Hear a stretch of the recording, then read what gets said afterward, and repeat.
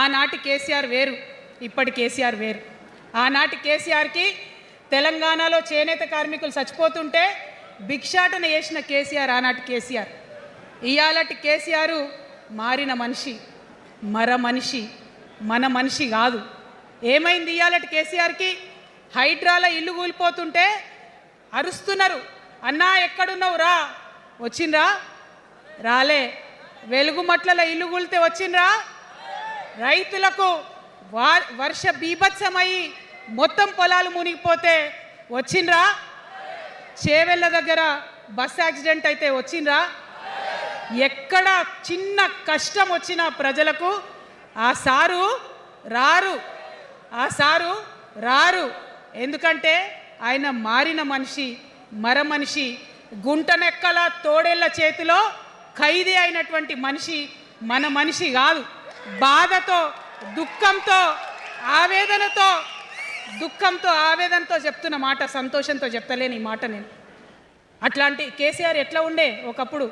అదే ఆర్డీఎస్ అంతా పాదయాత్ర చేసి నా తెలంగాణకు నీళ్లు కావాలని అడిగినారు.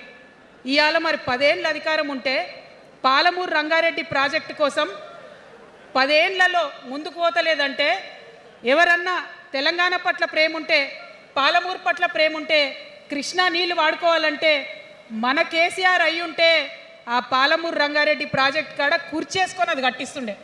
ఏం చేసినారు మారిన కేసీఆర్ గారు? పంజాబ్కి పోయినరు, గుజరాత్కి పోయినరు, బీహార్కి పోయినరు. మేము మొత్తం రాష్ట్రంలో పీక్ కట్టలు కట్టాం, నేషనల్ పార్టీ పెడతామని పోయినరు తప్పితే తెలంగాణ ప్రజలను పట్టించుకోలేదు. పట్టించుకుని ఉంటే, కేంద్రంతో గొడవ పెట్టుకోకుండా ఉంటే ఇవాళ పాలమూరు రంగారెడ్డి పారకపోతుండేనా? నేను అడుగుతా ఉన్న స్ట్రేట్గా. ఇన్ని రోజులు నేను ఎన్ని మాటలు మాట్లాడినా బీఆర్ఎస్ పార్టీ నాయకులు ఒక్కరు కూడా బయటకు వస్తలేరు, సమాధానం చెప్తలేరు. దీనికి మీరు సమాధానం చెప్పకపోతే ప్రజలే మిమ్మల్ని బయటకు లాగి సమాధానం చెప్పేటట్టు చేస్తారని కూడా ఈ సందర్భంగా నేను తెలియజేస్తా ఉన్నా. ఒకటి, నేను మా నాన్నని క్రిటిసైజ్ చేయలేదండి. పొలిటికల్ లీడర్గా కేసీఆర్ గారిని క్రిటిసైజ్ చేసిన, బీఆర్ఎస్ పార్టీ అధ్యక్షులు గౌరవనీయులు పెద్దలు కేసీఆర్ గారిని క్రిటిసైజ్ చేసిన తప్పితే మా నాన్న కేసీఆర్ని నేను తిట్టలేదు. మా నాన్న కేసీఆర్తో నాకు ఎటువంటి ప్రాబ్లం లేదు. నాన్నగా ఆయన లేకపోతే నాకు జన్మనే లేదు. నేను ఒక హిందూ మహిళగా రోజు పొద్దున్న లేస్తే పూజ మెడిటేషన్ చేసే మహిళగా చెప్పేటటువంటి ఫస్ట్ 5 పేర్లలో తల్లిదండ్రుల పేరు కూడా ఉంటుంది. తల్లిదండ్రులతో నాకు ఎటువంటి సమస్య లేదు. బీఆర్ఎస్ పార్టీ అధ్యక్షులు కేసీఆర్ గారితో ఖచ్చితంగా నాకు ఐడియాలజికల్ విభేదాలు ఉన్నాయి. మొన్న విమర్శించిన, రేపు కూడా విమర్శిస్తా తప్పు చేస్తే. నేను తప్పు చేస్తే అట్లనే బీఆర్ఎస్ పార్టీ వాళ్ళు కూడా నన్ను విమర్శించవచ్చు. నేను వ్యక్తిగతంగా ఒక మాట కూడా అనలేదు. బీఆర్ఎస్ పార్టీ ఫస్ట్ వచ్చినటువంటి ప్రభుత్వంగా వారు కొన్ని పనులు చేసి ఉంటే తెలంగాణకు బాగుండేది. ఆ పనులు చేయకపోవడం వల్ల ఏమైంది? ఒక కాన్సెప్ట్ ఉంటుంది సుధాకర్ రెడ్డి గారు, లాస్ట్ ఆపర్చునిటీ కాస్ట్ అంటారు దాన్ని.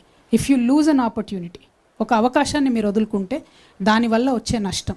తెలంగాణలో తొట్టతొలి ప్రభుత్వంగా ఏర్పడ్డటువంటి బీఆర్ఎస్ ప్రభుత్వం ఏదైతే కృష్ణా గోదావరి నదుల నీళ్లను కరెక్ట్గా వాడుకొనగలిగి ఉంటే మన రైతన్నలకు వారు అధికారంలో ఉన్న 10 సంవత్సరాలలో 2,50,000 కోట్ల రూపాయల సంపద డైరెక్ట్గా రైతులకు అందేది.